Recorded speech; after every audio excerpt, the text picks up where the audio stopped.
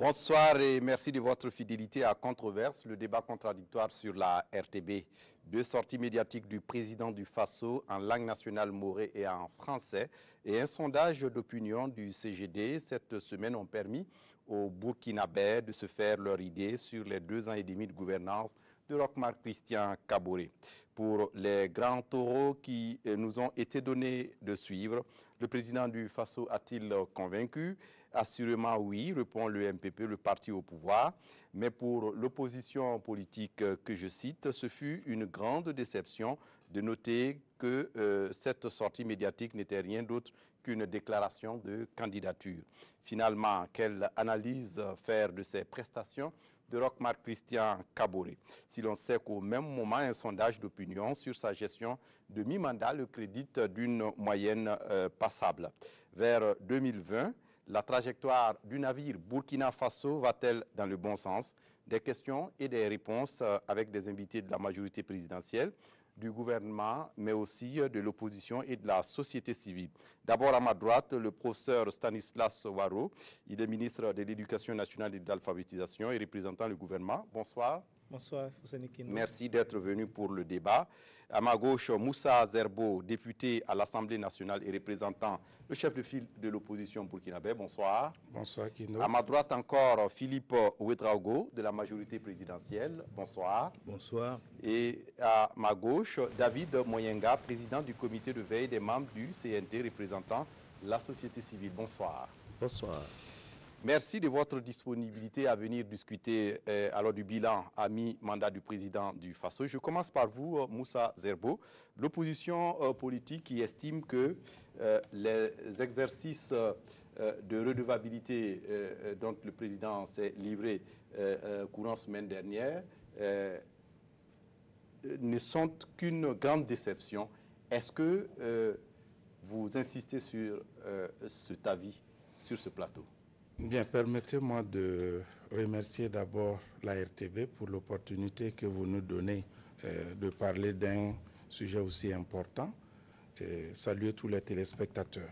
Donc, pour répondre à votre question, nous dirons effectivement que c'est une très grande déception pour nous dans la mesure où on s'attendait à voir un président et qui allait nous dire exactement qu'est-ce qui a été fait de façon très concrète et où est-ce qu'on en est, et on s'attendait aussi à des projections, c'est-à-dire dans l'avenir, qu'est-ce qu'on pouvait attendre. Mais au lieu de cela, c'est un président candidat qui n'a pas su se mettre au-dessus de la mêlée, et qui est là, qui ne se préoccupe que de sa réélection. C'est le sentiment que nous avons eu à travers cet exercice, même si la redevabilité reste une bonne chose. Mais c'est le contenu qui nous cause énormément un problème. Dans la forme, l'exercice ne lui est pas imposé par la Constitution. Ah, tout à fait, c'est un devoir démocratique aussi de le faire, de rendre compte à son peuple de sa gestion, puisque c'est un engagement qui a été pris avec le peuple aussi, de quitter d'un point A pour les amener à un point B. Si à un moment donné, vous n'êtes pas capable de dire à ce peuple qu'est-ce que vous faites, où est-ce que vous en êtes, là aussi il y a une défaillance à ce que l'on sache. Philippe Ouedraogo, est-ce que c'est votre avis? Bien sûr que non. Je pense d'abord qu'il faut féliciter le président d'avoir pris l'initiative de ces interviews. La première, c'était donc une interview en langue nationale morée. Et la deuxième était donc une interview face à plusieurs journalistes qui donc pouvaient lui poser dans le temps qui était défini les questions qu'il souhaitait. Et je pense que dans les deux situations, pour ceux qui ont bien pu suivre ces interviews, eh bien, il s'est montré d'une très grande franchise. Et je crois que, généralement, l'opinion estime qu'il a rassuré les Burkinabés, qu'il a établi un climat de confiance à l'égard de tous ceux qui l'écoutaient, et qu'il a su donc, sans passion, montrer finalement que le travail attendu de lui se fait. Et finalement, donc le Burkina est sur la bonne voie. Je pense que ce devoir de redevabilité qu'il accomplit ainsi, eh bien, il a bien fait. Et ça a donné je crois, à l'opinion, finalement, donc, Ça a donné l'occasion à l'opinion donc d'avoir une meilleure vision de ce qui se fait. Et surtout, finalement, d'apprécier l'homme pondéré qu'il est, et la façon, finalement, dont il envisage les problèmes du Burkina Faso. Oui, et David Moyenga, on l'a vu dans la forme, c'est une discussion conviviale avec 3 journalistes à la télévision pour ce qui est du grand oral en français et en langue nationale morée, c'est sûr, une radio privée, également avec 2 journalistes. Vous, est-ce que vous avez été convaincu par déjà cette forme de s'adresser aux Burkinabés? Bon, pas du tout, mais permettez-moi de dire que je suis sur le plateau, certes, au nom du comité de veille où on a certainement fait des prises de position un peu il y a quelques semaines, mais quand même aussi, au nom quand même surtout la coalition d'Italiens qui a fait plusieurs fois le bilan et un regard à travers beaucoup d'activités sur la gestion de façon générale de l'héritage post-insurrectionnel. Alors, donc à ce titre, je voudrais dire que, bien entendu, que cette forme de présentation pour nous apparaît comme une sorte de mise en scène simplement.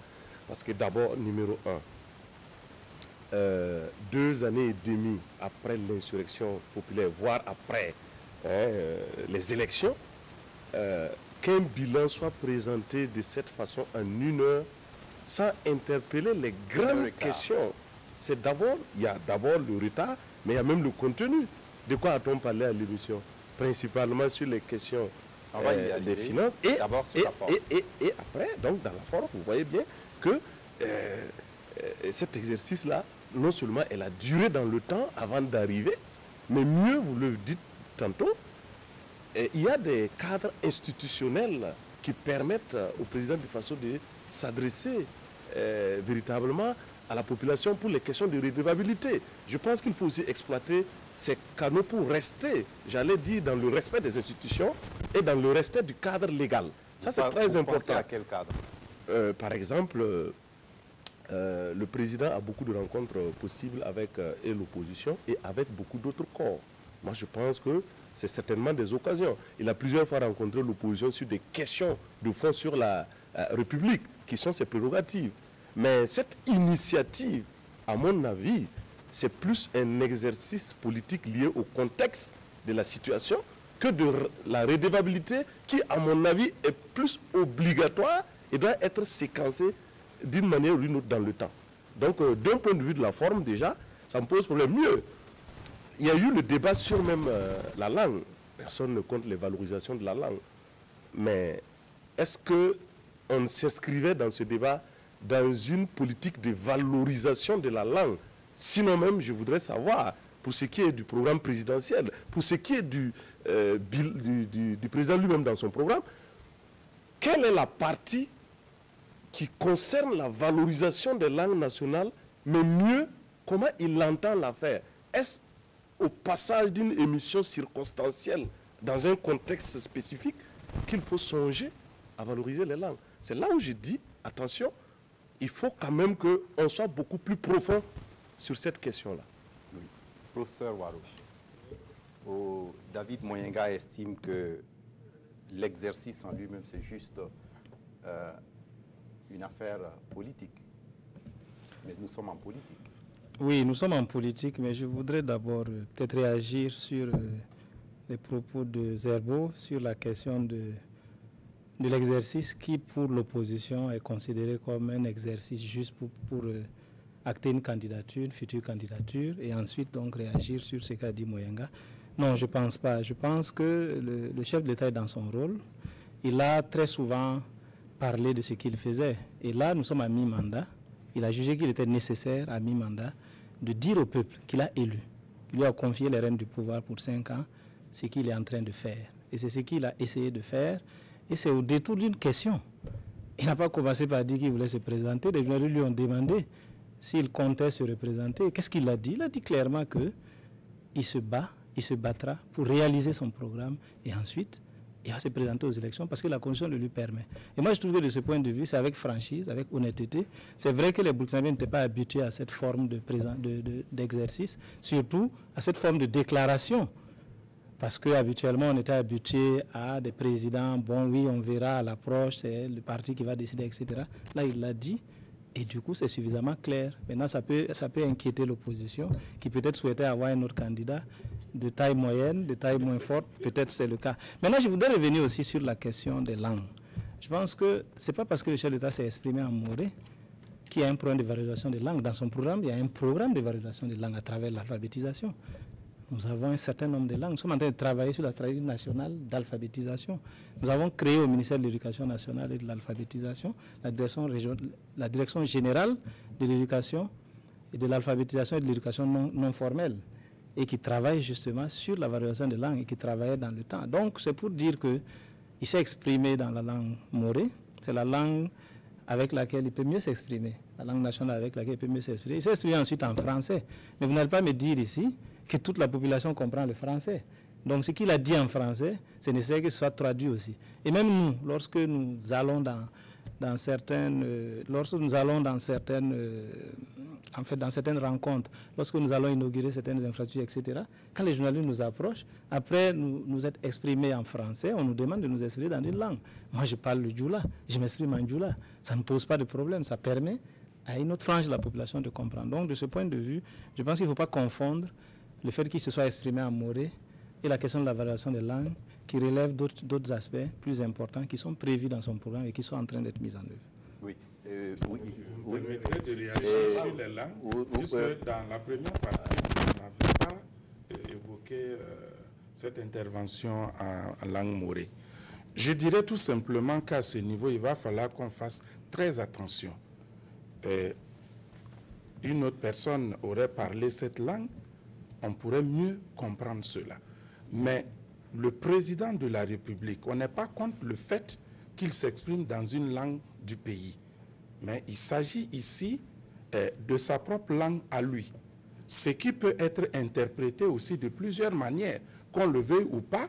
Lui, il est le chef de l'État, le chef de tous les Burkinabés. Vous ne me direz pas que tous les Burkinabés parlent moré également. Pas du tout. Tout à fait. Donc, le fait qu'il s'exprime en moré, moi je pense que lui, en tant que chef de l'État, il y a peut-être d'autres cadres, mais pas une adresse à l'ensemble de la population. Je pense que là, s'il le fait, c'est de façon biaisée. Et nous n'ignorons pas l'ethnicisme qui est en train de se développer dans notre pays.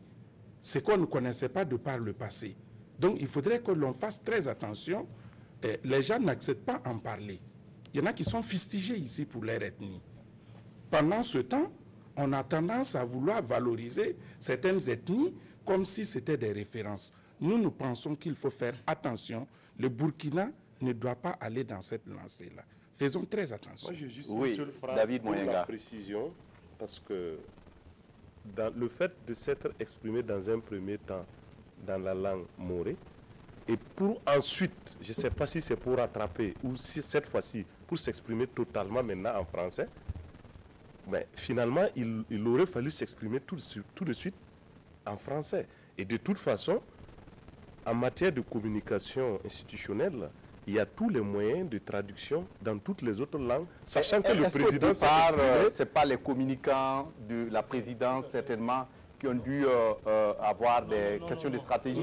Parce qu'il a été invité à une émission. Je n'avais pas terminé dans voilà, mon élément parce qu'il y a non seulement, comme je l'ai dit, le fait de passer d'abord ensuite en français, et le commentaire rapide, 2 secondes que je fais, c'est que quand même, je pense qu'il faut aussi avoir une bonne maîtrise des grandes questions de la République, dont la langue, les questions d'unité nationale de valeur, et que ce soit les communicateurs de la présidence du Faso ou que ce soit de son propre initiative, il faut toujours avoir comme base ces grandes questions qui fondent effectivement les valeurs de la République là, avant effectivement d'intervenir. C'est quand même pas, voilà, sans aucune procédure, contrainte ou considération.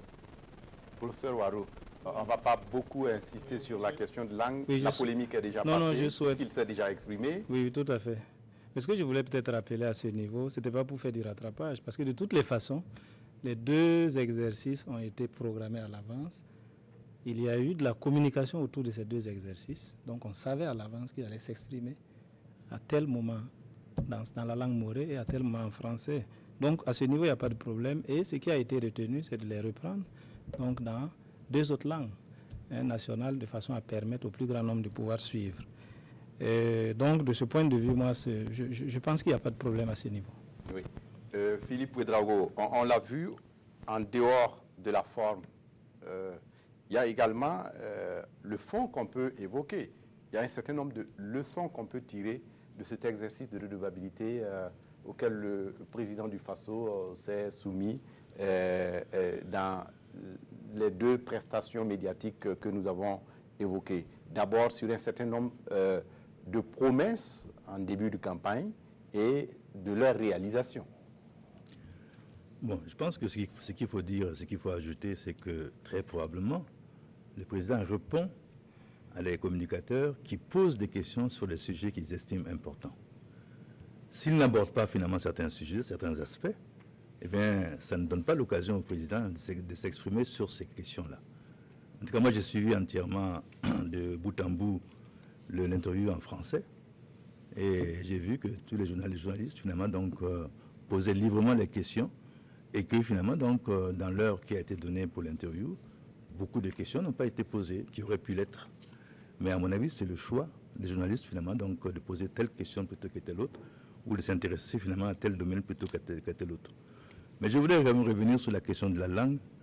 Je pense que les camarades en face font de la guérilla, quoi, sur toutes sortes de sujets. Le président s'exprime en Moré, ça devient un problème constitutionnel, un problème national, etc. Je pense qu'il ne peut pas s'exprimer dans une autre langue qui n'est pas la sienne, ou enfin, qu'il ne maîtrise pas. Et donc c'est normal qu'il puisse s'adresser à un moment en Moré, finalement, donc à des auditeurs. De toute façon, comme vous l'avez vous-même souligné, ce n'est pas un exercice constitutionnel, le fait de donner une interview de ce type-là à tel moment, finalement, donc de son mandat, n'est-ce pas? Dans un cadre constitutionnel, peut-être finalement qu'il y aurait une adresse, un message tout à fait officiel, mais actuellement, avec ces interviews, c'est des façons simplement de rendre compte, de parler au peuple de l'exécution de son mandat, et afin qu'il soit bien informé. Ce n'est pas anticonstitutionnel, ce n'est pas interdit, mais je pense que à trop mettre l'accent sur finalement un élément comme celui-là. Oui, Philippe Ouédraogo, on l'a vu au départ, l'opposition, la société civile, on a reproché au président d'être du diesel. De ne pas trop parler, de ne pas pouvoir démarrer comme il se doit. Ouais. Et on l'a vu au cours de cet exercice, il dit que le navire a bel et bien un capitaine. D'accord. D'abord, je voulais rappeler que Vous parlez de la question déjà de en mars 1976, à peu près à l'occasion des 100 jours de son mandat, il a fait un bilan du travail qui se faisait au niveau finalement donc du gouvernement. Une année après finalement donc son entrée en fonction, il a également présenté son bilan. Aujourd'hui, à mi-mandat, il présente son bilan. Je pense que ce sont des situations tout à fait normales et on lui reproche de ne pas parler suffisamment, de ne pas s'adresser suffisamment, assez souvent, en tout cas au peuple. Il le fait, on trouve toutes sortes de prétextes pour critiquer ce qu'il fait. Mais je voulais dire que, à cette occasion-là, il a non seulement dit ce qui se faisait en fonction des questions qui lui étaient posées, et finalement, comme on lui a posé la question de savoir s'il allait s'y contester et présenter l'année suivante, il a simplement ajouté que la Constitution lui donne le droit de se présenter pour un deuxième mandat. en 2020 et il se battra pour cela. Voilà. Oui, Moussa Zerbo, évidemment, je comprends que l'opposition n'apprécie pas. Tout à fait. Comme dit le ministre. Et Moussa Zerbo est là pour répondre. Oui, vous avez toujours reproché que c'est une gouvernance en mode diesel et on l'a vu lors de cet exercice, le président qui estime qu'il n'y a pas d'absence de capitaine à bord, le navire a bel et bien un commandant. Je suis surpris que le président dise cela, pour la simple raison que sur les 5 axes qui se trouve dans son programme, le PNDS, et il a pris 9 engagements forts avec le peuple. Et sur ces 9 points, vous convenez avec moi qu'aucun de ces engagements ne donne satisfaction. Où est-ce que cette machine-là est en branle? Je dis, je n'invente rien. Hier, on a eu la chance quand même de voir le présimètre, c'est-à-dire le résultat du sondage. Un sondage reste un sondage. Mais sur les 9 engagements pris par le président Roch-Marc Christian Kaboré, aucun point ne donne satisfaction aux sondés. 2045 personnes dans, en gros, 152 localités. Les résultats sont là et je peux vous donner rapidement juste quelques points d'insatisfaction, si vous le voulez bien. Donc, oui. À ce niveau, c'est pour vous dire que cette gouvernance-là, elle a un problème. Et un problème très sérieux. Je dis bien, ce régime reste toujours du diesel. C'est que la population attend, on voit, on ne voit pas venir. Et moi, pour revenir un peu à l'exercice, puisqu'on ne parle pas trop du fond, ou bien je ne sais pas si on va en arriver. On est sur le fond. Le fond est que on s'attendait plutôt à un président qui allait nous dire exactement, en 2016, lorsque nous arrivons au pouvoir, voilà ce que nous avons trouvé dans le secteur de la santé. Voilà ce qui était fait et voilà là où nous en sommes.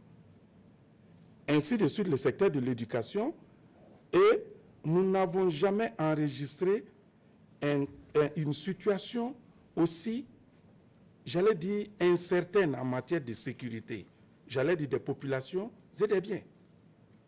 Aujourd'hui, qui peut me dire, j'ai la chance d'avoir le ministre de l'Éducation en face, quel est ce pays où on va organiser des examens en 2 phases sur le même territoire? C'est avec bonheur aussi que j'ai appris que c'est du 3 au 20 que les enfants du SOUM vont composer. Aujourd'hui, peut-on me dire que mon pays, c'est le Burkina Faso, le seul et l'unique, ou bien mon pays là est divisé en 2? Si c'est divisé en 2, que l'on puisse me dire qu'on ne puisse pas assurer, je prends près de 20 000 enfants burkinabés qui ne vont pas composer pour des raisons de sécurité. Mais le président de la République, avec ses ministres, se déplacerait pour un conseil des ministres délocalisés dans cette zone. Je vous assure que la sécurité allait être assurée.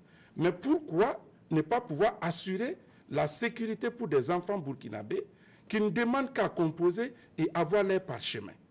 Il y a un problème. Mais sur la question des enfants, des élèves du Nord, il a dit que d'ici à la rentrée prochaine, les choses vont se normaliser. Je suis d'accord, mais cette situation actuellement devrait trouver solution. Parce que les problèmes n'ont pas commencé en cette fin d'année.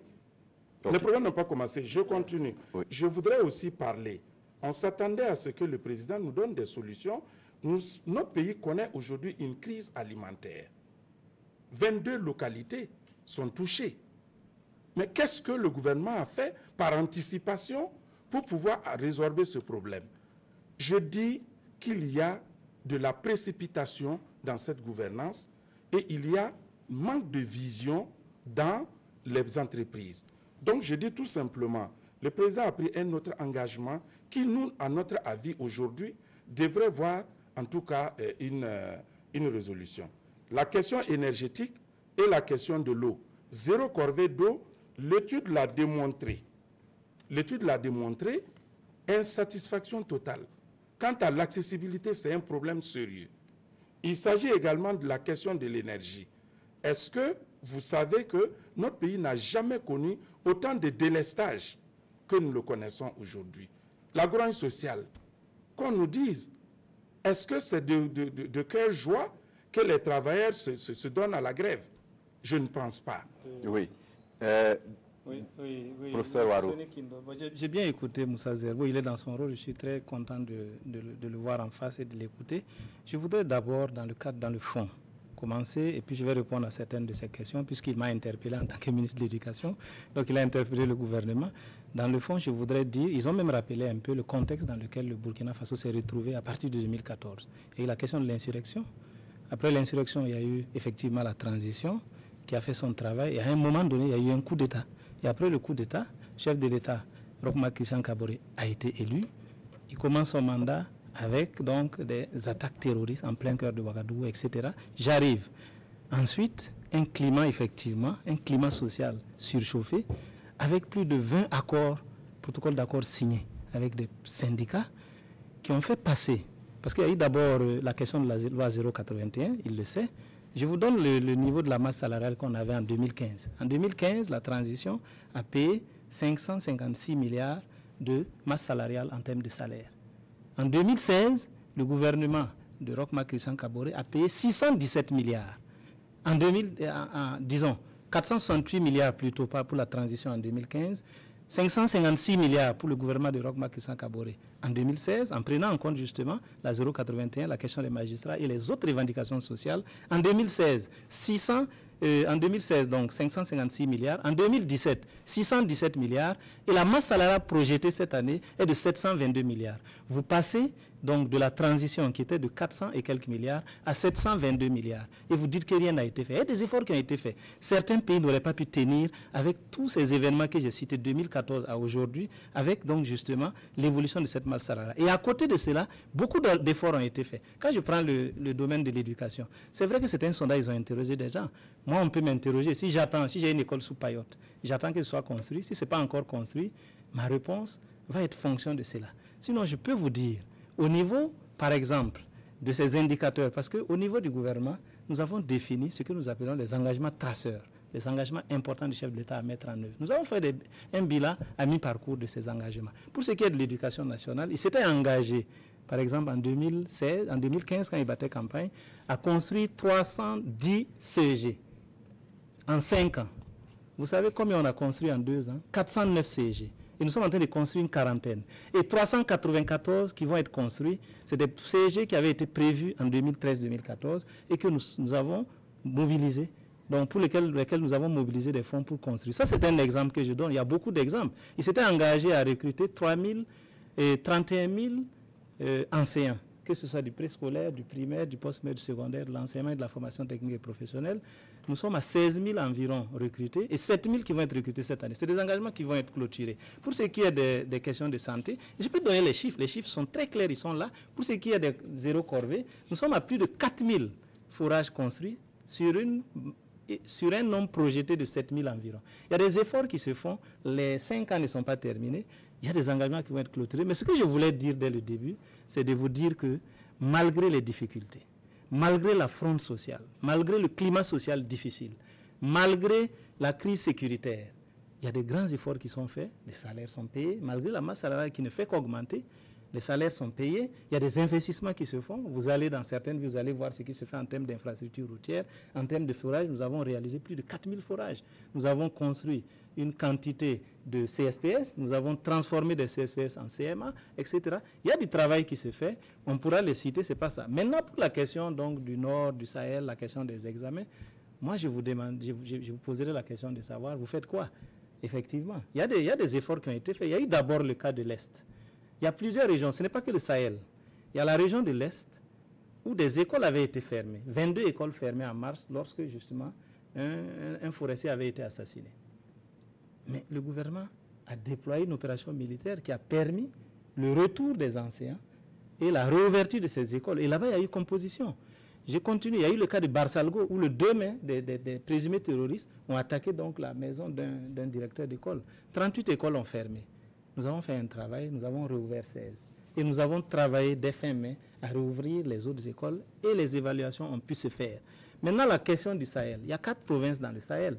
3 provinces sont composées et continuent de composer. C'est la province du Soum où il y a eu des difficultés. Oui, à partir du 12 mars, vous pouvez aller vérifier. Les 3 provinces-là ont composé. Et le nombre d'élèves qui n'ont pas pu composer, c'est au niveau du Soum et au niveau du Nord pour certaines parties dans le Nord.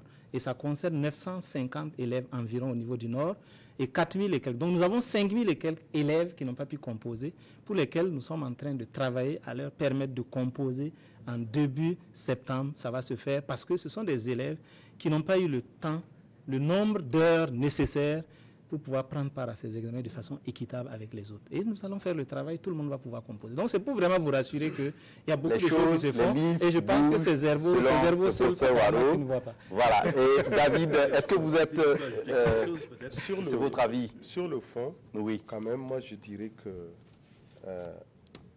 pour un gouvernement qui s'installe après effectivement de très grands événements politiques dans notre pays, à savoir effectivement l'insurrection, la résistance au putsch, la transition, il faut d'abord se poser la question d'en faisant le bilan. On a souvent, on va trop vite déjà sur les réalisations et autres d'ailleurs sur lesquelles il y a des questions. Mais quel était l'espoir au niveau après juste les élections ou juste après la transition?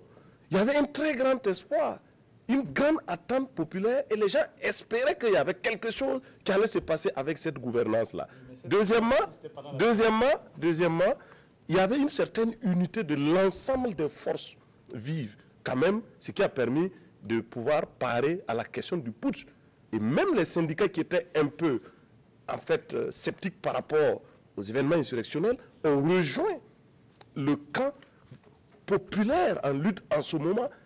Et quand on fait le bilan de ça, même déjà au plan moral, mais il y a une déconstruction totale, non seulement des questions d'unité, je dis bien, mais au-delà des aspirations de l'insurrection populaire qui réclamait la gouvernance vertueuse, l'exemplarité, une certaine légitimité au sommet de l'État qui était différent de l'ancien régime. On n'a pas constaté cette rupture-là. Mais les Burkinabés ont donné leur point de vue moral, au pouvoir Kaboré sur la base d'un certain nombre d'engagements qu'il a pris avec eux. Ils ont été dessus. Et c'est de ça que nous sommes en train de parler. Ces espoirs-là ont été rapidement cueillis à froid.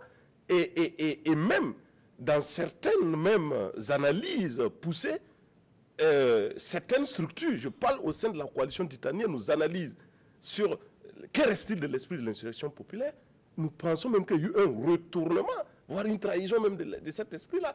Et je prends des exemples au plan moral, parce que n'oubliez pas que nous étions sur la moralisation et la réduction de la vie politique et publique. Donc, pas le train de vie, la réduction du train de vie de l'État. Qu'est-ce qui a été réduit du point de vue du train de vie? Au contraire, on a assisté au travail contraire, la multiplicité d'institutions. Or, pourquoi on avait refusé à l'époque le Sénat? Parce que le Sénat est budgétivore. Il fallait le réduire, l'enlever, le supprimer. C'est pour tout ça que même ceux qui sont au pouvoir ont marché pour demander la... Aujourd'hui, on a créé d'autres institutions que vous connaissez très bien.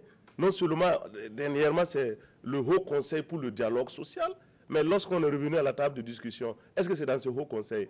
Il n'y a pas eu un cadre pour le faire? Est-ce qu'on avait besoin vraiment de ces institutions? Le poste de haut représentant, dont jusqu'à preuve de contraire, je reprends. C'est pas une institution, le président l'a dit au cours oui, mais c'est pas une institution, mais on a créé quand même... Oui, mais c'est une multiplicité de cadres qui sont budgétivores. Vous ne pouvez pas dire que ce cadre-là n'a pas de budget. Il devrait avoir une mission qu'on ne sait pas. Quelle est sa légitimité, sa légalité? Dans quel point de la Constitution se retrouve ce poste? Mais c'est votre confrère Fousseni, mais nous pensons que la presse même devrait, dans son esprit, avant l'insurrection populaire, montrer que quand même, ça quand même c'est un peu au Congolais. Il n'y a pas que ça. Nous avions prôné à l'époque dans les grandes réformes où se trouvaient ceux qui sont au pouvoir, y compris l'opposition et autres là, la réduction du nombre de ministères. Parce que le nombre de ministères pour un pays comme le Burkina Faso, ça a été démontré. Nous n'avons pas besoin de plus de 25 ministères. Ça fonctionnait sous la transition. Et je me rappelle certains acteurs au plan moral, comme l'Église catholique dans son intervention, disaient qu'un pays comme le Burkina n'a pas besoin de 20 ministères. C'est possible d'organiser comme ça. Et c'est cette exemplarité au sommet, de façon vertueuse là, qui va déjà donner une certaine légitimité d'abord à ceux qui sont là et qui vont montrer le chemin d'abord de la rupture. Et cette donc, rupture n'a pas lieu. On n'a pas encore vu. Mais est-ce que dans les réponses que le chef de l'État a données, même si les journalistes ne l'ont pas posé, au plan moral, il aurait dû faire quand même un bilan de tout ça? Pourquoi il y a la déception aujourd'hui? Pourquoi aujourd'hui, les Burkinabés sont déçus? La preuve, même les derniers sondages qui viennent de sortir montrent bien. S'il y a un seul Burkinabé qui peut me dire aujourd'hui que lui, il est content, il est satisfait de cette gouvernance-là, mais apportez-moi-le, on va voir. Oui, maintenant, Philippe... je termine, s'il vous plaît, parce que les autres ont pris la parole et je n'ai pas Oui, très rapidement pour que Philippe Ouédraogo, qui n'a pas Philippe Ouédraogo, qui n'a pas encore réagi, puisse intervenir. Allez-y, David Moyenga. Les attentes, les grandes questions qui étaient posées, c'est quoi? Nous avons des attentes constitutionnelles. Depuis mars 2016, la question de la 5e République devait être une réalité. Elle n'a pas eu lieu. C'est un manquement grave à un engagement, non seulement des campagnes présidentielles, mais au sein de la transition où tous les acteurs politiques se trouvaient. Elle n'a pas eu lieu. D'ailleurs, aujourd'hui, la question même est un peu même reculée, puisqu'on se demande même par quelle voie même, finalement, on doit adopter cette constitution, s'il vous plaît. Comment on peut reculer jusqu'à ce point? Du point de vue de certaines lois qui souffrent, des grandes lois, comme le pupille de la nation, qui sont les sortes de prise en charge des blessés de l'insurrection populaire, qui est une sorte de prise en charge sous forme de petites retraites à ces gens-là, pour survivre, et qui prend en compte du coup les personnes qui tombent sur les terrains d'opération, comme dans le cas du terrorisme. Il y a une loi qui a été réfléchie et qui a anticipé sur ces questions-là. Depuis que cette loi a été mise en œuvre, c'est la semaine dernière, en conseil de ministres, je crois, que la question a été évoquée pour adopter la question. Depuis 2 ans et demi, pour ne pas bientôt 3 ans, c'est maintenant qu'on se rend compte qu'il y a des pupilles de la nation qu'il faut prendre en compte. La loi sur le bail locatif. Le code minier. Si vous permettez, Hussein Kindo, moi je pense que... Oui, peut-être avant. Vous permettez à Philippe Ouédraogo et ensuite on vous donnera la parole, Moussa. Et sa coalition aurait dû présenter un candidat et l'emporter. Eh bien, parce que sinon, vous ne pouvez pas demander au gouvernement actuel d'appliquer finalement la politique que vous prenez au niveau finalement de votre coalition. Le président Roch a été élu sur la base de son programme. Eh bien, il faut lui demander peut-être d'appliquer, de réaliser son programme. Et là-dessus, allons-y. Je crois que tout le monde a reçu ça, parce que c'était dans un journal, moi je l'ai pris. Je viens. Et donc, toutes les réalisations qui ont été faites au titre du PNDS en 2016 et 2017 sont résumées ici. Dans tous les secteurs, on voit bien que ça avance. Je sais bien qu'il y a des gens, quand on leur dit qu'on a fait 4500 forages et qu'il y en a 1600 qui ont été réhabilités, demandent où c'est. Évidemment, s'ils sont assis à Ouagadougou, ils ne peuvent pas voir ces forages réalisés ou réhabilités. Donc je crois qu'il faut quand même être modeste. Vous ne pouvez pas demander à un président d'appliquer votre propre programme. La Constitution, vous savez très bien finalement que toutes les couches de la société ont été appelées à constituer la commission constitutionnelle, laquelle a été élaboré un projet, un avant-projet de constitution. Que cet avant-projet est là, et que le problème, c'est simplement de savoir à quel moment est-ce qu'il sera adopté. Mais oui, et actuellement, la date qui est donnée, non. Parce que quelle urgence il y a à faire adopter la Constitution hier ou aujourd'hui? On dit que la Constitution sera adoptée en 2019. Eh bien donc, attendez, 2019. Il n'y a pas de... Non, je voulais continuer. Je me dis que il ne s'agit pas Philippe Ouédraogo n'a pas encore fini, il termine et vous avez la problèmes dont d'ailleurs personne ne voit la solution. Je veux parler du problème de la sécurité. C'est un problème qui est très délicat, qui est très important, et dont personne de ceux qui font la critique aujourd'hui n'avance de véritables solutions. Quelle est la stratégie à adopter dans ce cas-là? Par exemple, comme disait le ministre, là, quelle est la stratégie à adopter pour permettre effectivement aux milliers d'élèves qui sont dans le SOUM de composer alors qu'effectivement, donc la situation les oblige à déserter leurs écoles. Si il y en a qui essaient d'exploiter finalement cette situation pour finalement donc en faire une critique au gouvernement, moi je pense que ce n'est pas très honnête. Parce que c'est un problème finalement dont tout le monde voit la complexité. De la même façon, la crise alimentaire, et on vous donne la parole. Un problème comme la crise, non, le professeur Warou complète, vous allez laisser parler comme vous allez laisser parler, je vais compléter, vous allez intervenir. La crise alimentaire, qui l'a cherché? Est-ce que c'est la responsabilité du gouvernement? La responsabilité du gouvernement de trouver une solution. Vous a compris, professeur Warou. Mais je vais vous accrochez à des éléments qui sont vous accrochez à un sondage qui a été fait hier je suis d'accord, hein, je m'accroche aussi à ce sondage. Mais la note 6 mois avant était de combien? 4,79. On avait commencé avec 5,10. On est redescendu. Et il est remonté à 5,08. Il faut le dire aussi aux téléspectateurs et à la population. Il y a des efforts. Non, j'arrive. Non, mais à l'intérieur, je suis désolé. Si vous allez à l'intérieur, moi j'ai lu le document. Je sais comment se passent les sondages. C'est un bon sondage. J'ai lu le document. Si vous regardez à l'intérieur, c'est vrai qu'il y a des aspects. Ils ont indiqué également que le sondage, le précédent sondage avait été fait en milieu urbain. Et cette fois-ci, ils ont privilégié... Oui, ça avait été fait dans les deux milieux, mais en privilégiant un peu plus le milieu urbain. Et ils ont privilégié le milieu rural et tout. Donc, il y a quand même des aspects, effectivement, où des efforts doivent être faits. Nous, on est conscients, on va continuer le travail. Mais ce que je voudrais dire aussi, mais il faut aussi donner en fait, le sentiment que les Burkinabés ont de l'opposition. Parce que c'est mis là-bas. C'est catastrophique par rapport au sondage passé. Donc, je pense que ce sondage-là doit permettre à chaque groupe de pouvoir tirer les conclusions et continuer de faire des efforts. Nous, de ce point de vue-là, nous sommes satisfaits de ce sondage qui a permis de montrer qu'il y a des efforts qui ont été faits en 6 mois par rapport au sondage passé et qui a permis de faire des améliorations.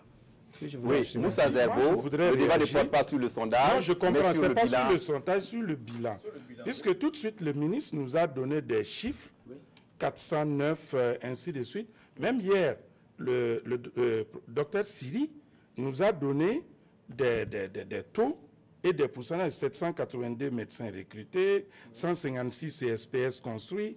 Nous avons dit, vous partez dans les localités dont il est question, vous demandez, vous avez dit qu'on ne reste pas à Ouagadougou.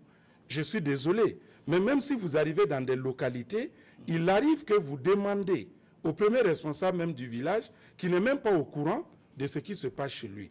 Nous avons dit, non, vous donnez des chiffres, c'est bien. Okay. Vous donnez des chiffres, c'est bien, mais le Burkinabé, le citoyen lambda, ne sait pas, même si c'est dans son village, qu'est-ce que vous avez réalisé et où.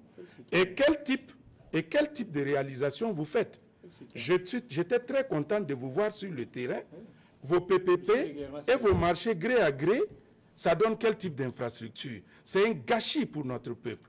C'est un gâchis. Non, je dis, les écoles, oui, les écoles qui sont en train de couler, j'arrive. Ces écoles qui sont en train d'être construites, ces réalisations, ces CSPS qui sont en train d'être construites. Non, j'arrive. Le premier vent est parti en fumée. C'est l'argent du contribuable. Vous-même, vous êtes allé sur le terrain. Vous avez dit que c'est insupportable, c'est inadmissible. J'arrive. Et je vais dire, vous me laissez terminer. Vous voyez que vous donnez des chiffres et vous avancez des choses. Lors du dernier passage du Premier ministre à l'Assemblée nationale, il a été dit que 2 lycées scientifiques ont été construits à Ouaga et à Bobo. Ont été ouverts. Je vous défie. C'est pour cela, justement, personnellement, je suis allé sur le terrain. Le lycée scientifique en question n'existe pas. Je vous le dis, oui. À Bobo et à Ouaga? À Bobo, ça n'existe pas. Ah bon? Oui, je vous dis, ces élèves, on les a retrouvés à Rockseed. Ils prennent des cours à Rockseed. Le terrain, cet établissement, ça n'existe pas. Mais dans le rapport, en français facile, Rockseed, c'est quoi? Rockseed, c'est un établissement qui a été construit par un de nos compatriotes à Bobo. Ces étudiants-là, je crois, ces élèves-là, donc c'est une question. Ils prennent des cours, voilà, c'est des bâtiments d'emprunt. Alors que dans le rapport qui a été présenté, il ressort qu'il a été réalisé. Oui, ouvert. Ouvert, ça veut dire quoi? Qu'il y a des bâtiments. C'est un jeu de mots, professeur Waro. Il termine et vous je termine. C'est mieux que je termine. Puisque je vous ai écouté religieusement, c'est mieux que vous me laissez terminer. Oui, allez-y, vous avez la parole. Voilà, merci bien. Et lorsque vous dites cela, le lycée scientifique en question n'existe pas. Je reviens un peu sur les chiffres que vous donnez dans le domaine de la santé. Je suis désolé. Ces CSPS qui ont été construits, pour la plupart, est-ce que ces CSPS sont fonctionnels? Ces CSPS sont équipés? Je suis désolé, non. Les 2 grands centres de référence, que sont l'hôpital Yalgado et l'hôpital Sanoussouro, sont en manque de tout et de matériel de vétus. Vous avez suivi. Les travailleurs sortent, ils grèvent. Pourquoi? Parce que la population n'arrive pas à avoir accès aux santé. Et moi, ce qui me fait le plus mal, c'est le centre de référence où nos étudiants en médecine sont formés pour être utilisés ensuite.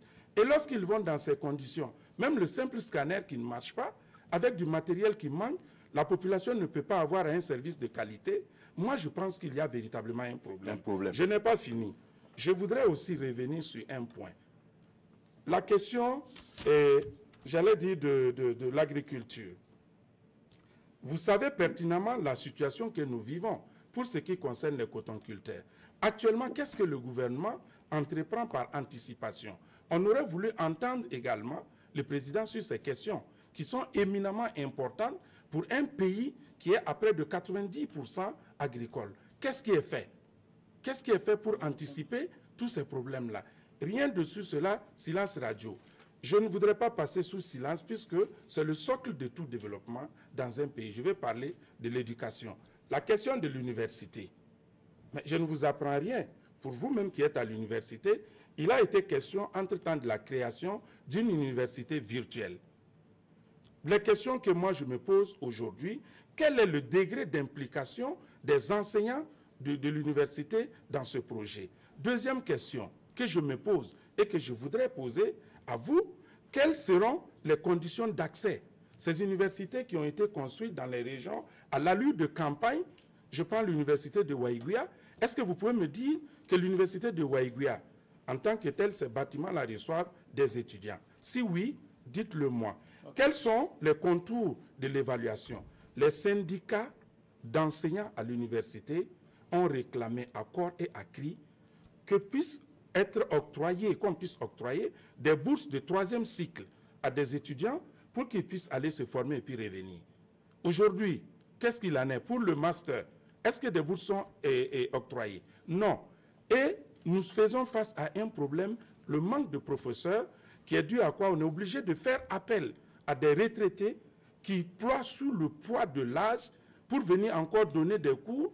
Et quel type de D'accord. Ces universités, on vous a compris. Professeur Waro, réaction et ensuite la parole à David Moïna. Voilà, ce que je voulais dire, je voulais dire d'abord. Professeur Waro, vous réagissez, la parole à David Moïna. Je voudrais réagir, c'est très bien de citer ce qui ne marche pas. Moi, l'école de Doulou, j'ai visité, et c'est là-bas où je suis intervenu en disant que c'était insupportable. C'est une école qui a été construite en 2015 sous la transition.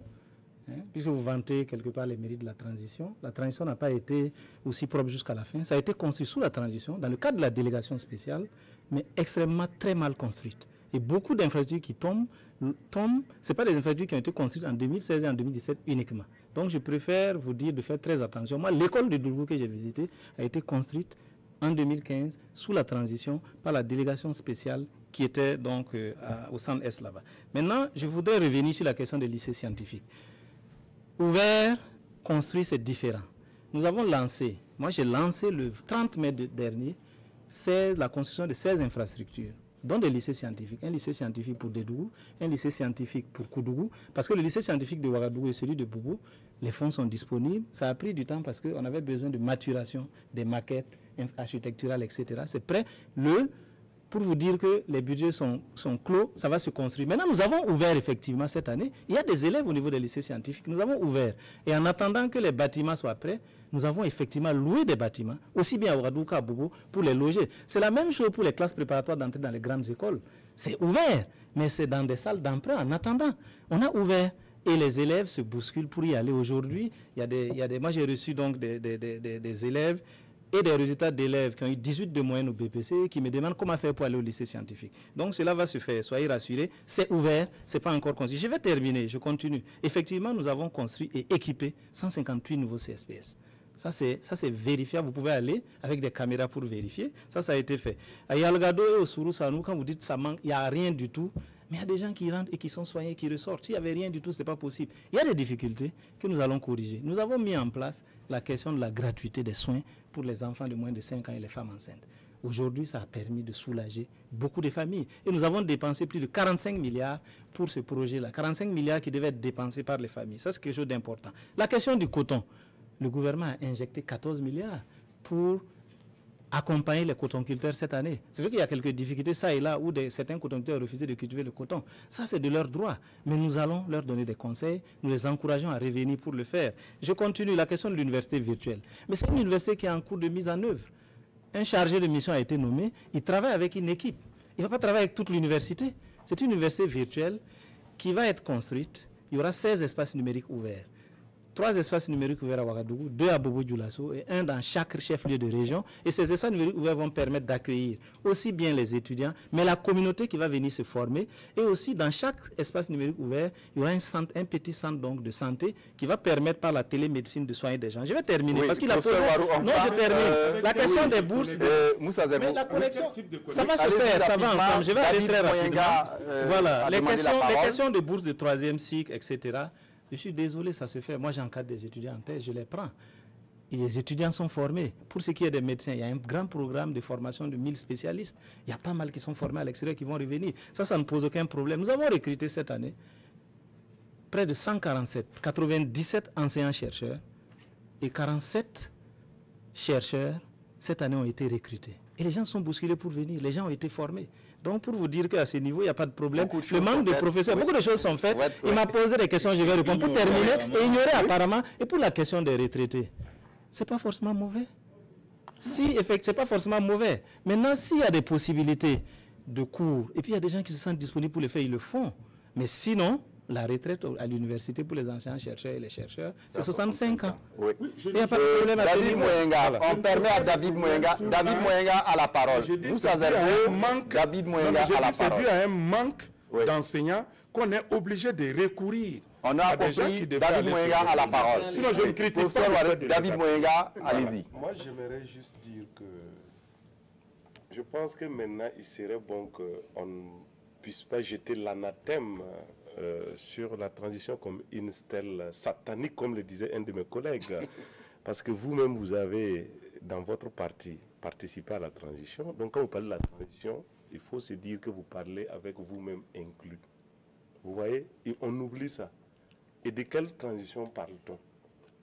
L'un des joyaux bâtiments des dernières générations à l'université de Ouagadougou aujourd'hui a été construit dans l'UFR où vous-même vous avez été enseigné, mais vous voyez, et je crois quand même qu'aujourd'hui, ça fait la fierté de tout le monde, personne ne parle de ça. Donc, d'abord ça, c'était juste pour vous dire que même dans le bilan du chef de l'État, je pense qu'il aurait dû éviter trop de jeter l'anathème aussi sur la transition. Parce qu'on a vu... Le débat n'est pas sur la transition. Non, c'est une manière c'est une manière de dire... Non, c'est une manière de dire qu'il faut que vous vous assumez de façon responsable. Oui, David Mouyenga, le débat ne porte pas sur la transition. Alors, maintenant, vous répondez et maintenant, je vais revenir évolue. sur le débat qui est là maintenant. Je dis tout simplement que vous voyez que dans notre prise de parole tout de suite sur la table, ça montre bien que ce que vous avez appelé grand oral dans le fond, les débats de fond n'avaient pas été menés. Est-ce que tout ce qu'on est en train d'expliquer là est ressorti pendant quand même ce grand oral? Même si c'est les journalistes qui devaient poser, ça veut dire que ce grand oral, finalement, on est passé à côté d'un bilan et ce n'était pas un bilan. C'est pourquoi moi je considère même que c'était une mise en scène.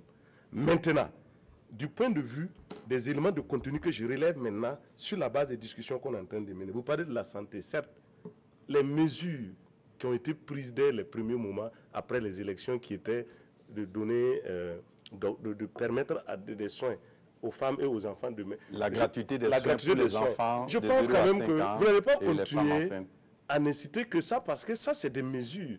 Ce n'est pas la politique de la santé.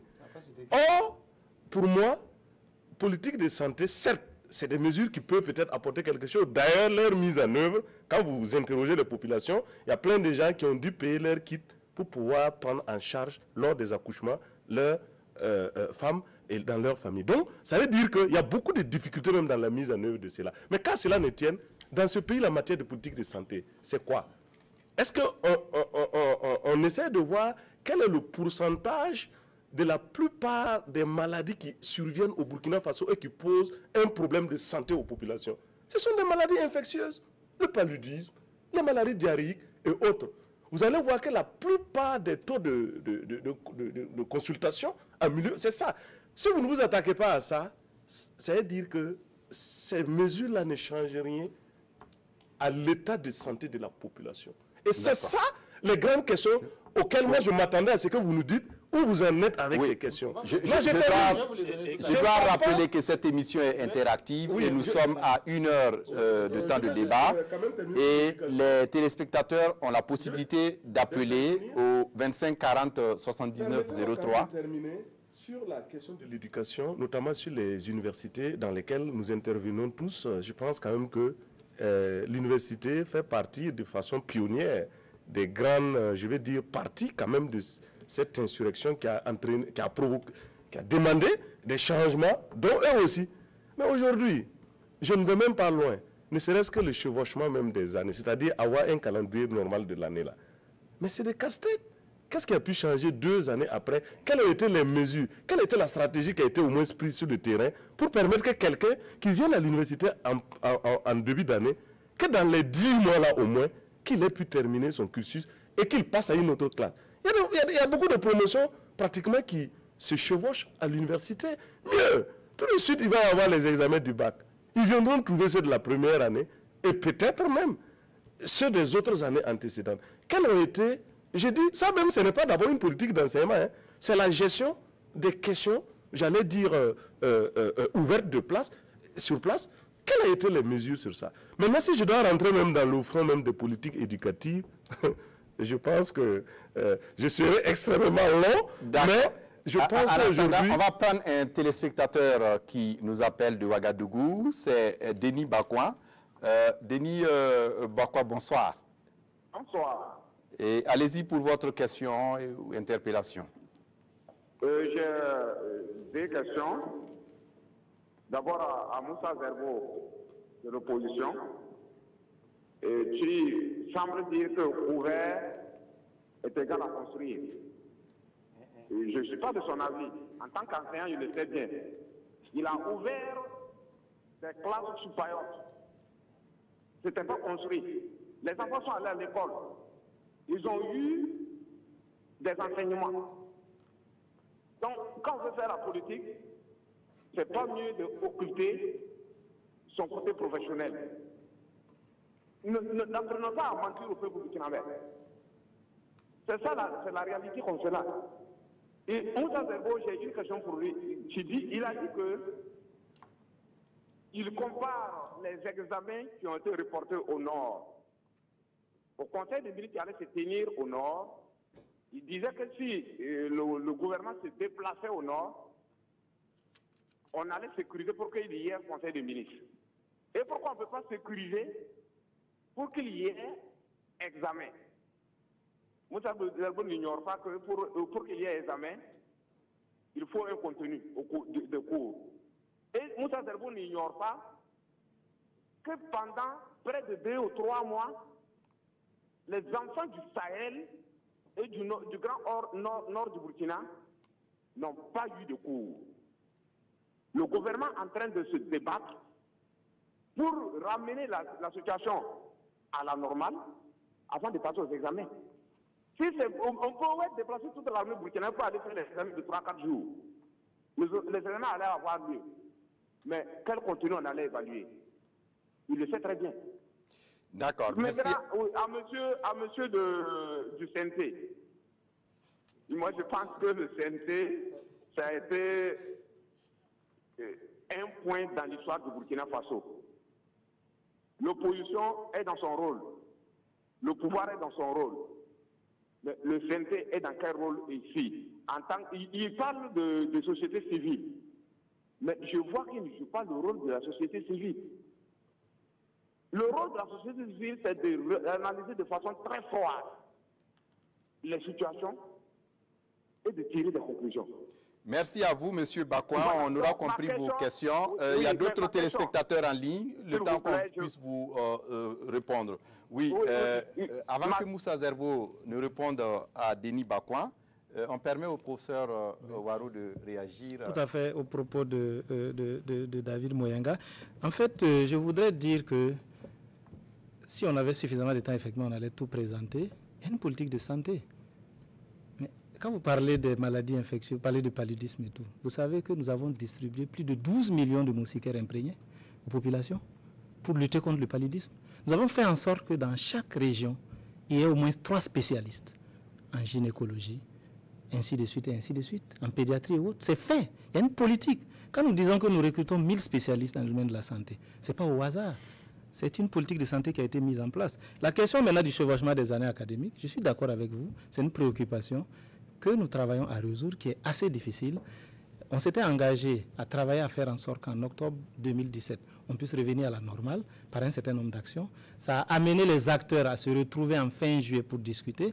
Il n'y a pas eu d'accord, on a continué. Mais un travail qui se fait, c'est une question effectivement qu'il faut résoudre. Il n'y a pas de problème à ce niveau, on est conscient de cela et on doit le faire ensemble. Voilà ce que je voulais dire. Moussa Zerbo a été interpellé par Denis Bakouan. Bien.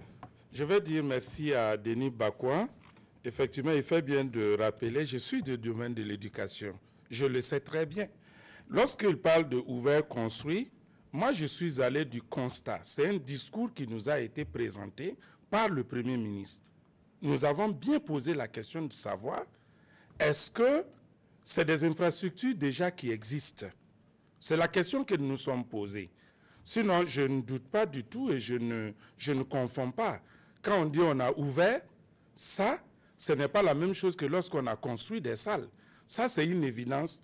Et je crois que Bakouan peut se rassurer. Je ne confonds pas les deux situations. Mais dans le cas du lycée scientifique dont il a été question, moi, j'ai été curieux de savoir si c'est des infrastructures qui existaient. Je suis allé sur le terrain et j'ai interpellé qui de droit à ce qu'on puisse me montrer, effectivement, selon l'esprit dans lequel la situation a été présentée à l'Assemblée. Donc nous avons compris que c'était des infrastructures qui existaient. Maintenant, ouvert, on l'a constaté que c'était ouvert. Et c'est là que j'ai dit, où est-ce que les étudiants même prenaient cours? Donc c'est pour dire que je ne confonds pas les deux situations. Maintenant, l'examen au niveau du SUM, je crois que c'est à la lumière de ce que le professeur a dit ici, que j'allais dire, ça éclaire plus d'un. Puisque quand on a dit qu'on reprenait ces examens, le pourquoi n'avait pas été dit. Et nous nous posons la question de savoir pourquoi. On a compris que c'était pour des questions donc les éclairages du professeur Waro ont pu édifier certainement sur ce plateau. Oui, David Moyenga représente la coalition d'Italiens et le comité d'initiative sur ce plateau. Et donc je dois pouvoir préciser à Denis Bakouan, notre téléspectateur. Je ne suis pas là au nom du CNT, puisque le CNT même n'existe plus. Voilà, donc néanmoins, avant d'arriver au CNT, j'ai animé justement au sein de la société civile. Et après le CNT, ceux qui étaient dans les partis sont repartis dans les partis politiques, ceux qui étaient dans la société civile sont repartis dans leur société civile et ils ont continué leur travail. Mais je pense qu'il faut vous rassurer, hein, la société civile a le droit de regard sur la politique également et de la critiquer. Ce n'est pas seulement un problème d'opposition ou de ceux qui veulent conquérir le pouvoir. D'ailleurs, d'où son rôle de contre-pouvoir. Voilà. Donc, merci je pense pour que la ça, précision, David Moyenga. Peut-être développer. Nous avons un autre téléspectateur en ligne, Bourema Yambré, qui appelle de Ouarghaï. Monsieur Yambré, vous êtes là, bonsoir. Oui, bonsoir, monsieur Fousseni. Allez-y pour votre question. Voilà, c'est un constat que qu'on fait. Bon, je vais poser la question au niveau de la majorité. C'est vrai que le développement qu'on crie, on prenne à la télé, on prenne à la radio, mais on se rend compte que les régions qui n'ont pas de représentants au niveau du ministère, ça veut dire quoi? S'il n'y a pas de ministre ou bien les députés, les régions sont laissées pour compte. Je prends le cas du Ouarghaï, de Kulturgo. On se rend compte que depuis la prise du pouvoir du MPP, on ne voit même pas un changement au niveau de la province du Kulturgo. Alors que le Kulturgo fait partie de la du Burkina. Je me dis qu'on voit qu'il y a des ministres qui amènent les activités dans leur région d'origine et qui oublient d'autres provinces et régions qui n'ont pas de députés et en fait, qui n'ont pas de ministres. Alors qu'on ne peut pas avoir tous les ministres et toutes les régions ne peuvent pas avoir leurs représentants comme ministres. Et votre question, c'est laquelle? Mais je voulais dire pourquoi ils ne peuvent pas élargir le développement qui toucherait tout le Burkina Faso. Voilà. Ce sont les ministres qui amènent le développement dans leur propre région en étant d'autres. Nous avons un ministre de la République sur ce plateau, il pourra vous répondre. Merci à vous, M. Ouarghaï, d'avoir appelé depuis Ouarghaï. Oui, merci Fousseni Kindo, merci à Yambré pour la question qui a été posée. C'est un sentiment qu'il a exprimé, mais au niveau du gouvernement, nous avons une cartographie donc, du pays et les investissements se font en tenant compte de cela. Nous ne sommes pas à la fin du mandat et on devrait pouvoir, donc, lorsque nous allons atteindre effectivement les objectifs, toucher toutes les provinces et les régions, ainsi de suite. Je voudrais le rassurer parce que c'est une question que j'ai souvent entendue. Je prends l'exemple de Zignaré où au détour d'une rencontre, donc, la province de l'Ouro-Tanga s'est sentie donc, abandonnée en matière d'investissement dans le domaine de l'éducation. Et lorsque nous avons fait, sur la base des 2 ans d'investissement du gouvernement au niveau de l'éducation, nous nous sommes rendus compte qu'au niveau de la province de l'Ouro-Tanga, toutes les réalisations étaient au-dessus de la moyenne des investissements. Et donc, c'est, comme j'ai dit, c'est-à-dire que lorsque vous êtes dans une zone donnée et vous ne voyez pas des choses venir, vous avez le sentiment que tout est abandonné. Non, c'est un travail qui se fait, c'est un travail de programmation qui se fait. Nous sommes interpellés régulièrement. Comme je vous ai dit, nous avons fait un bilan à mi-parcours, un bilan à mi-parcours donc des projets et programmes pour pouvoir donc dégager les perspectives afin d'atteindre. Et c'est vraiment le rassurer que ce n'est pas parce qu'il n'y a pas un ministre de Ouarghaï dans le gouvernement que effectivement rien n'est fait là-bas. Tout ce qui est programmé pour Ouarghaï sera fait et puis je peux l'inviter à venir par exemple pour ce qui est de l'éducation au ministère, on va lui montrer au niveau de la Direction générale des études et des statistiques sectorielles ce qui est prévu, programmé et ce qui est fait pour cette province. Il y a eu également quelques réactions sur le réseau social Facebook. Sylvestre Toé dit que tous les remous sociaux aujourd'hui sont dus à la satisfaction très facile des requêtes des magistrats. Je ne crois pas du tout à cet argument facile comme quoi c'est la décision du gouvernement précédent, du CNT notamment. Pouvez-vous en dire et nous en convaincre? Et puis également Jacques Ouedraogo qui estime que je pense que le président du FASO a bien réagi par rapport à la grève des financiers. Une conférence a été organisée dans le but de mettre à nu tous les problèmes tournant autour des rémunérations des agents de la fonction publique. Ces derniers devraient plutôt participer aux assises que de refuser. Et pour résoudre une crise, il est nécessaire qu'il y ait des assises et des concertations. Et enfin, Wenamakara Zonou estime que les Burkinabés ont voté Roch Kaboré sur la base de son programme présidentiel. Et de nos jours, on parle et considère plus le PNDS que le programme présidentiel. Le PNDS est-il le projet de société du gouvernement? Est-ce qu'un programme qui est venu en soutien au programme présidentiel qui était mal conçu? Ou bien est-ce que le gouvernement de Roch sache qu'on ne juge pas un président sur ce qu'il a seulement fait, mais sur ce qu'il a dit et qu'il va faire dans son programme s'il ne l'a pas fait? Voilà. Juste une question pour terminer. Et avec cette émission, est-ce qu'aujourd'hui, après avoir discuté un peu de ce qui a été dit et de ce qui n'a pas été dit dans le discours, dans les sorties médiatiques du président du FASO pour le bilan de mi-mandat, est-ce qu'aujourd'hui vous pensez que les conditions sont réunies pour la réalisation des promesses pour 2020, vers 2020? Est-ce que la trajectoire est dans le bon sens? David Moyenga. Oui, en fait, justement, je crois que c'est là où il fallait vite qu'on y arrive. Parce qu'au regard de tout ce qui a été évoqué, vous voyez que pour la plupart du cas, on nous explique que c'est des choses qui vont se faire dans l'avenir. Nous travaillons à corriger. Ça veut dire que ce qui reste à faire par rapport à la référence des engagements de départ, c'est beaucoup trop important. Et je n'ai pas besoin d'être un peu trop, j'allais dire, illuminé pour savoir que ça va être difficile de pouvoir atteindre ces objectifs-là. Ça, c'est tellement évident à tirer comme conclusion. Vous allez me dire que d'ici 2020, vous allez atteindre tous vos objectifs sur la santé, sur les infrastructures, sur l'éducation, sur l'énergie qui n'a même pas encore démarré, sur, je ne crois pas.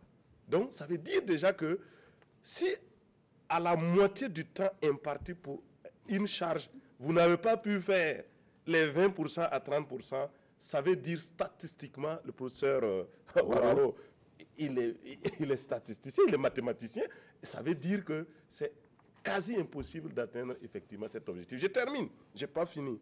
Mais tout cela pourquoi? D'abord parce que la politique est guidée, il n'y a pas eu une cohérence visible que les Burkinabés ont perçue. Voilà des gens qui posent la question entre le programme, le PNDS et autres. Ça veut dire qu'il y a une confusion. Mais ensuite, ça veut dire aussi que ce que je pense, dans tous les pays du monde, au regard de ce que vous avez dit, vous voulez faire des investissements structurants et faire une transformation véritable de notre pays. Parce que ce sont ces engagements qui ont été pris. Pour assurer ça, la première des conditions dans un pays, c'est d'avoir un visionnaire. C'est d'avoir une vision de ligne très rude. Mao Tse-tung de la Chine qui s'est réveillé aujourd'hui, qui a rattrapé les plus grands du monde, c'est parce qu'il y avait Mao. Le général de Gaulle en France, le président Lincoln aux États-Unis, même au Burkina Faso, Sankara à l'époque, vous repartez avec les Ghanéens, Nkrumah, c'est parce qu'il y avait des visionnaires. Où est le visionnaire actuellement? Est-ce que vous êtes dans la même déception, Moussa Zerbo? Très grande déception parce que moi, là, à l'étape où nous sommes, il faut avoir le courage de le dire. La dernière crise en date du ministère, du MINEFID, nous a convaincus. Et la manière dont le gouvernement a voulu même gérer la question des salaires. Un travailleur qui, en s'engageant dans la fonction publique, on n'a pas fait appel à une population pour venir discuter de son salaire, des conditions de traitement. Et maintenant, il y a une crise, on pense qu'on doit faire intervenir tout le monde. Je pense que ça, c'est mal abordé. Et aujourd'hui, à travers cette crise, on a assisté à la création des syndicats fantoches, tout simplement pour mettre dos à dos des travailleurs d'un même ministère. Et on a monté une partie de la population, une manipulation qui n'est contre, pour ne pas... Non, je veux dire, on aurait dû vraiment espérer qu'on aille dans la bonne direction. Ce n'est pas en divisant, ce n'est pas en créant de la polémique qu'on va pouvoir atteindre les objectifs. Donc la trajectoire pour moi n'est pas dans le bon sens et il faille que le gouvernement se ressaisisse. Et je suis sûr, ce n'est pas après 2 ans et demi, ce que le président ne nous a toujours pas dit. À 2 ans et demi, il est à quel taux, selon lui, d'exécution de son programme? Ce qui ne nous a pas été dit. Et si nous devons évaluer, voir ce qui est sur la base de ces engagements, comme l'a dit mon voisin, peut-être qu'ils ne sont même pas à 20%. Et en 2 ans et demi, comment est-ce qu'ils peuvent réaliser ce qui a été programmé? Et ensuite, je ne crois pas du tout. Évidemment, j'ai un point de vue très différent. Personnellement, je ne crois pas qu'on réalise des transformations à l'échelle finalement d'une nation, d'un peuple, uniquement avec des visionnaires ou des hommes ou quelques hommes.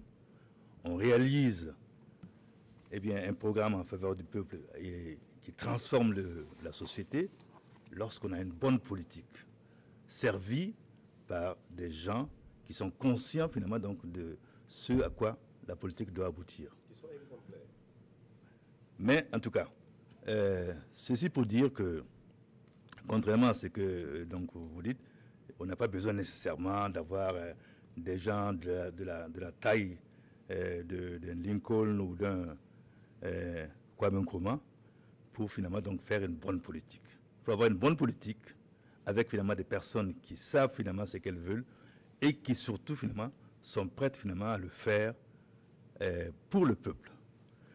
Ceci dit, je pense que quand on a posé la question de savoir est-ce qu'il y a les programmes présidentiels, est-ce que c'est le PNDS, on a expliqué finalement comment le PNDS a été élaboré.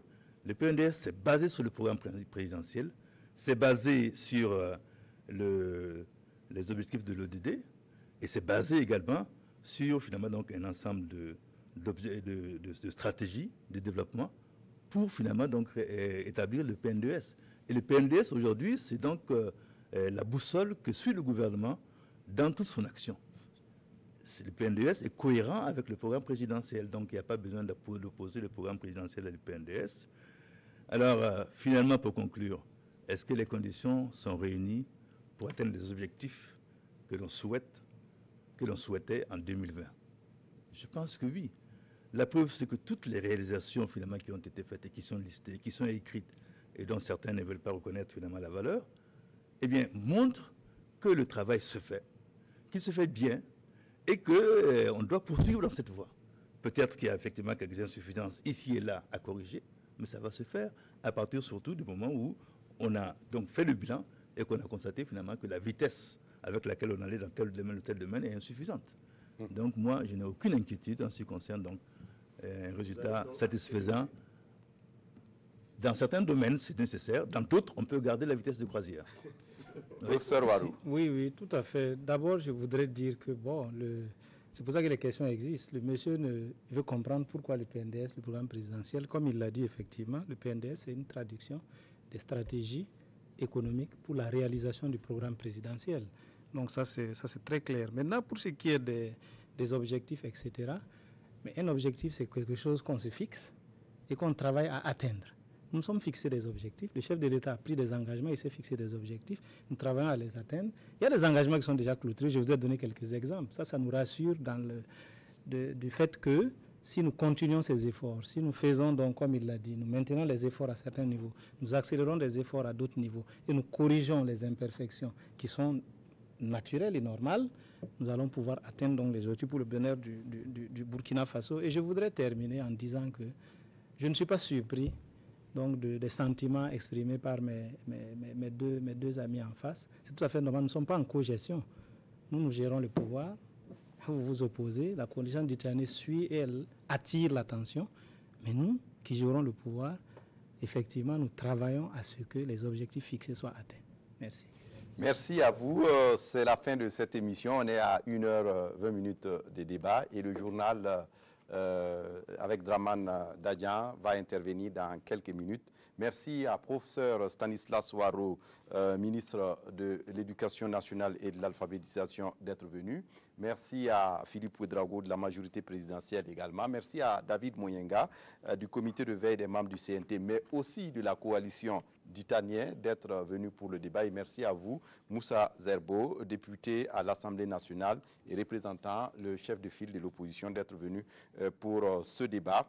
Controverse, c'est encore dans 2 semaines et vous retrouverez, Inch'Allah, Simon Gongo. Merci pour votre attention et à très bientôt pour d'autres numéros.